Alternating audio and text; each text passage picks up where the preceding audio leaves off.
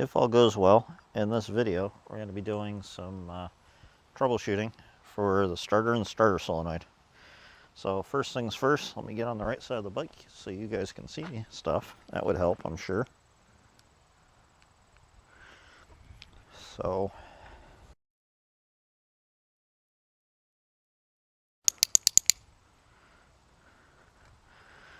first things first, we're going to go ahead and take this solenoid and we're going to uncover the end of the terminal.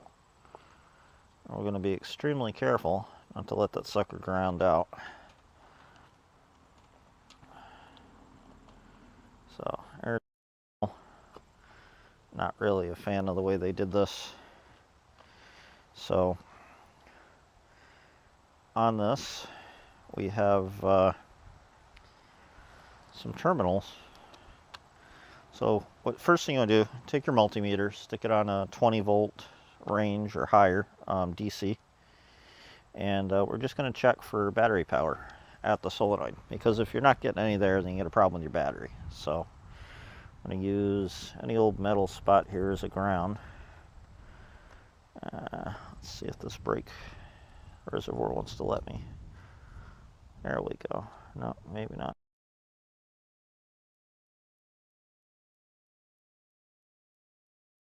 It'll make it easier for people to see. Just scale it back. Apparently the battery side. So first thing we're going to do is we're going to go ahead and test this. So the right side is battery, and we're going to test that against the ground. And we got a little bit weak battery, but not horribly so, considering she's been sitting for some time. Now on the other side, that's where your starter would be, and you shouldn't see anything over here.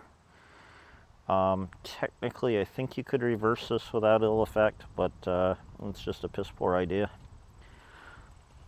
So we've verified that we do have battery power to the solenoid. Without battery power to the solenoid, it's not going to work. So that's why we're doing that.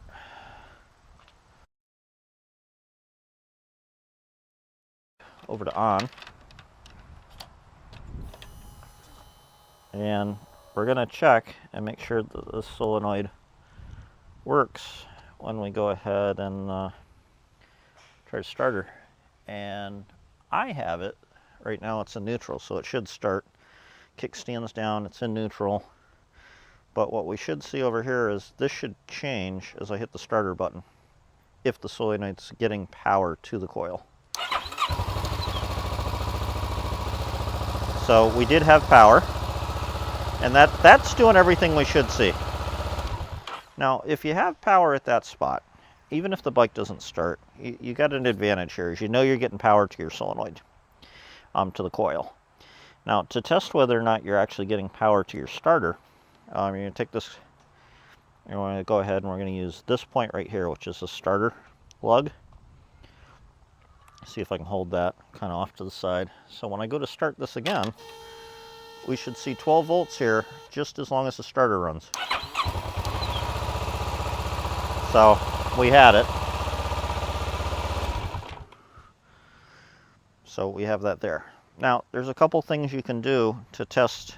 Now, this relay, the solenoid, has two 30-amp fuses up here. If when you hit the button you don't hear a click and you're not getting voltage on your starter side, check these two fuses. They're two 30-amp fuses, and more likely than not, that's going to be your issue. So I'm going to cover this back up. And that's basically all she wrote. I mean, that's really all there is to it. Now, that covers basically the solenoid. The starter itself, I mean, there's some tests you can do, but that's beyond the scope of this video. So we're going to leave that be.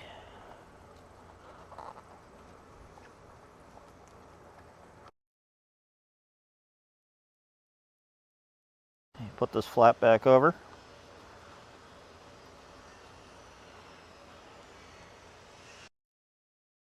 That. Wow.